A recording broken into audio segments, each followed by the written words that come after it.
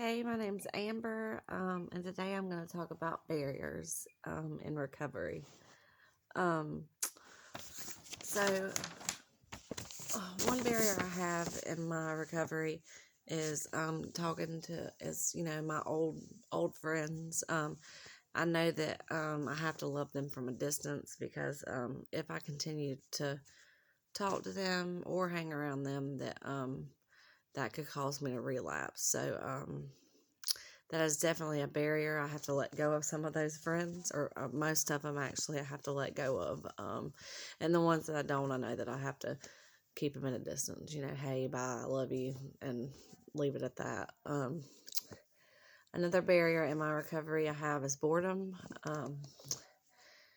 That's a big barrier in my recovery. And I know one way for me to avoid that is to, you know, make sure I get me a job that keeps me busy, and make sure that I fill my day with activities that are going to keep me busy so that I don't, run across boredom and I don't have to chance it. Like I can go to meetings, I can build my network. That way, I don't chance getting bored.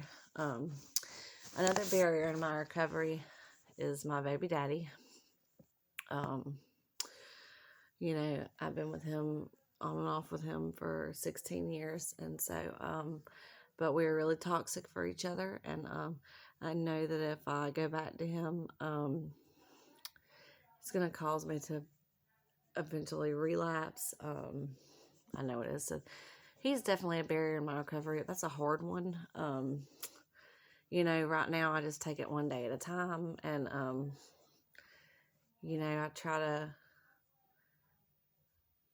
the solution for that for now is just not talking to him, even though I am about to have a baby with him, which is hard. So I just have to take that one day at a time. So yeah. And another barrier in my recovery is not finding housing close to my kids. Just because I don't want to go back to my mom's. It's a very toxic situation for me to go back to. And I don't know, I just feel like I need to be close to my kids. So, if I don't find housing close to my kids, I feel like that'll be a barrier in my recovery. But a solution for that is to continue to put in housing applications and continue to put in the work so that, hopefully God will make a way for something to come available for me near my kids. Ways that I spend time on my recovery. I go to meetings. My favorite meetings at CR. I have a sponsor, and I do steps in the 12-step Christianity book. I'm almost finished with step 4. I'm close to finishing with step 4. So I meet with her once a week. I read my Bible every single day. I do Bible study with my kids every night. And I also read my Bible on my own time. And I give my sponsor an application on what I've learned from my Bible every other day. So those are ways that, really help me in my recovery. My big thing is just not straying from God. I think that's the main thing that's going to help keep me clean is, continue to go to my Celebrate Recovery, continue to meet with my sponsor, continue to read my Bible, and continue to spend time with God daily. What I've gained back in my recovery is, I feel like I've gained a lot. For one, I've gained back my relationship with God, which is, the main thing. I've gained my relationship with Him back because I did stray from Him, when I was getting high. I've gained back a lot of things. I'm starting to gain back, some self-esteem, some confidence.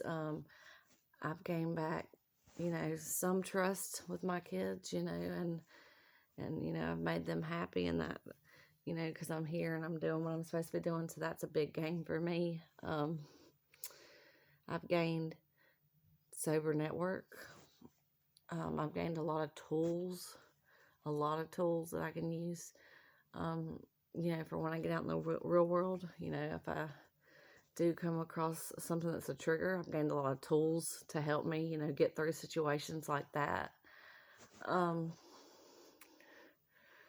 My personal pyramid right now, I think it's looking pretty good. I'm a faithful believer in Jesus Christ. And I make sure that if I do anything every day, it's spend time with Him and in my Bible, because spending time in my Bible really helps to shape me, and helps me realize what I'm doing wrong and what I'm doing right. The Bible's a really good book to read when it comes to stuff like that. But yeah, so this is my video on barriers. Shout out to Lotus and Anita, Sally, and my sponsor, Katrika. Thank you.